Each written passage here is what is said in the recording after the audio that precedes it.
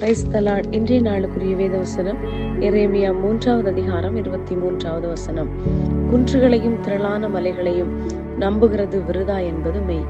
இஸ்ரவேலின் ரட்சிப்பு எங்கள் தேவனாகிய கர்த்தருக்குள் இருப்பது என்பது மெய்யே.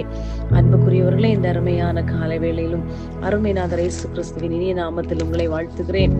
கர்த்தர் தந்த அருமையான வசனத்திற்காய் நன்றி செலுத்துவோம். பாருங்கள், உலகத்தில் குன்றுகளும் மலைகளும் என்று சொல்லும் போது ஒரு மனுஷனுடைய வாழ்க்கையிலே, அவன் புறம்பான வாழ்க்கையிலே ஒரு மலையை பார்க்கும் போது சொல்லுகிறான், இந்த மலையை என்னால் தாண்ட முடியாது, இல்லை என்றால் பெரிய பெரிய உபகரணங்கள் வேண்டும், அந்த மலையை தகர்க்க வேண்டுமானால். ஆனால் இந்த இடத்திலே மலைகள் என்பது சொல்வது நாம் இந்த வாழ்கிற உலகத்திலே இருக்கிறதான பாடுகளை குறித்து சொல்லப்பட்டிருக்கிறது. இவைகள் எவையும் இந்த உலகத்தில் இயற்கையாய் படைக்கப்பட்ட எதுவும் உங்களை விடுவிக்க முடியாது.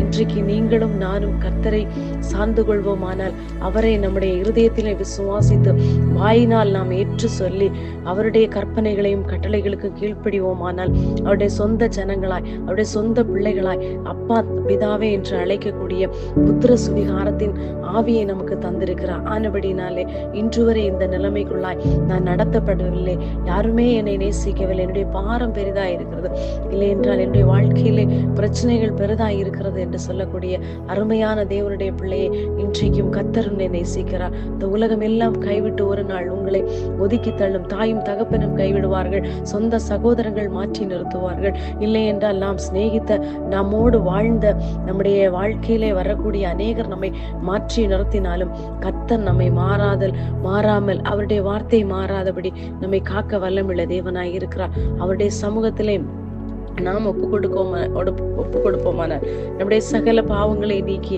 இன்றைக்கு ரட்சிப்பை தருவதற்கு அவர் வல்லமை நீதி உள்ள தேவனாய் இருக்கிறார். ஆகையால் தான் தாவீது அநேக இடங்களிலே சொல்லுகிறார், கர்த்தரின் பலனும் என் கீதமுமானவர், அவர் என் ரட்சிப்புமானவர்.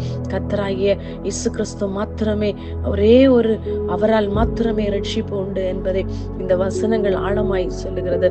இன்று வரைக்கும் அந்த ஜீவிதத்துக்குள் வரவில்லை என்றால் இன்றைக்கு தீர்மானம் எடுப்போம், அவருக்காய் வாழ்வோம். ஒரே ஒரு வாழ்க்கை, அது வேகத்தில் கடந்து செல்லும்.